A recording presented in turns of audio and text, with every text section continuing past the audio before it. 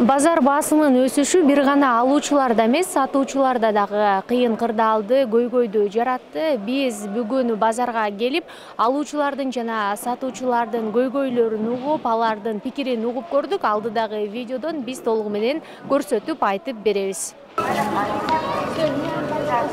1 ноябрдан бери Бишкекте коомдук маршрутканын акысы 15 сом болгон.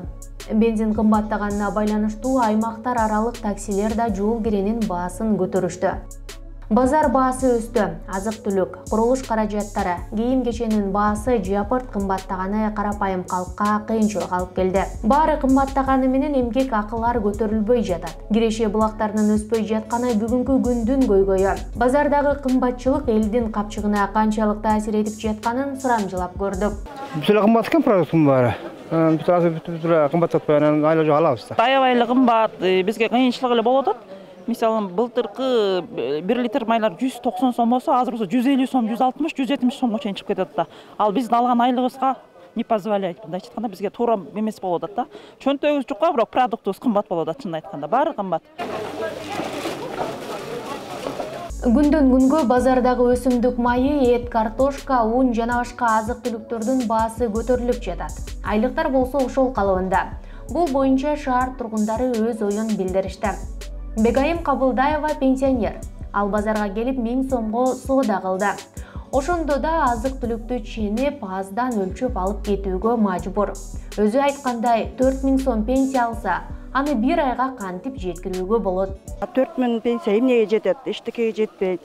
Дагы унуң болсо жанагындай 2000 болуп атса, майың 1000 сомго баратса, сахарыбыз болсо жанагындай 60 сомдон болуп атса килосы. Эчтекеге жетпейт. Ошон үчүн продукттарын арзандатса жакшы болот эле деп биздин жана ажообуз. Сатыр Нуркожоевиччи. Ошо суранат элем. Сатыр Нуркожоевич айланайын ошо продукттарды бир көз карап мындай эметип койсоңор жакшы болот эле, бир карап продукттарды ошо элдин көйгөйүн ойлоп койсоңор жакшы болот эле. Могу кедей байманаттар мына биздин мисалы орто жашайбыз, элге башкаларга окшоп кедей эмеспиз, бай эмеспиз эми баягы. Кедей болуп мындай эми орто эле жашайбыз дечи эми. Все равно Азык-түлүк кымбаттагандан улам силер өзүңүздөрдөн кандайдыр бир азык-түлүктөр чектеп атасыздарбы? Мисалы, эт. Мына эт дагы тоже мынакей жетпейт. Айла жок алабыз эми баягы балдар ачка калбасын деп. Этке деле акчабыз жетпейт. Балдарыбыз жыргаган айлыгы тийбейт алардын. Эчтекеге жетпейт. Эчтеке чындыгында эчтекеге жетпейт. Мына көмүр да кымбаттап атат моунда болуп. Мынакей сатып алдым. Эмне бул? Канча сомуңуз кетти?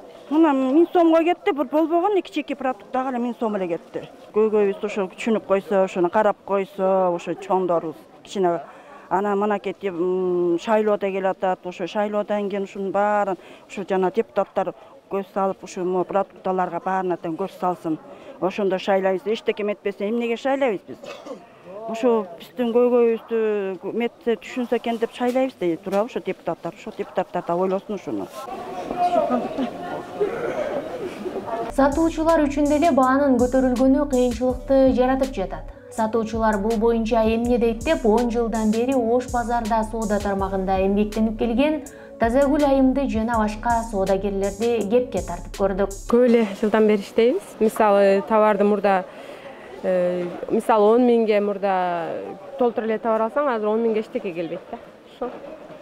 Элдерге рахмат да, ушунча алып атышат, бири-бирибизди эптеп эметип атабыз да. Ооба. Соода тармагында 20 жылдан ашык иштеп жатам да. Былтыркыга караганда быйыл кичине кымбатчылык болуп кетип атат. Кургакчылык болгон себептен ундардын негизи эле бүт любой эле продукциянын баасы кымбат келип атат да. Мурда ундар мисалы үчүн биринчи сорттун ундар 1,5 миң болсо, азыр 1900 сом болуп кетип атат, 400 сом кошулуп кетип атат, 400 сом, 300 сомдон кошулуп атат. Разный фирманын баалары разный.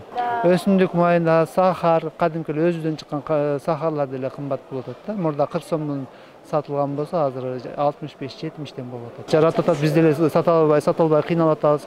Клиенттерди уговаривать эте албайбыз. Жаңы сенен айтсаң, элдерге кымбатсырап кетип калып атат да, бизге деле кыйын. Биз болгон аз гана кошуп сатабыз да. арендаларды чыгарышыбыз керек, неме кылышыбыз керек, анан бала чакка алып барыш керек дегендейчи. Мисалы этти деле мисалы эми бизде Кудайга шүгүр, бирок кээ бир адамдар этсиз эле азыр тамактанып аткандар бар кээ бир үйлөрдө. Мына өзүңөр көрүп атасыңар, эт килограмм канча сомго чыгып атат. 1 килограмм этиң болбогон бир кичинекей нерсеге ал бир тамактан чыкпайт. Анан кээ бир адамдар азыркы ушул заманда эти жок эле тамак ишкендер да болуп калып атат орто жолдочу. Бүт кымбатчылык, чын айтканда кымбатчылык бул биздин элибиздин чөнтөгүнө туура келбей атат. Базарга келип соода кылып жаткан алуучулардын бирин экини менен маектешсек, базар баасы кымбаттаганын, а элдин айлыгы ага туура келбей жатканын айтып кейишти. Айпери Шенкулова, Турсунбек Жайлообаев, Бизон медиа порталы, Бишкек.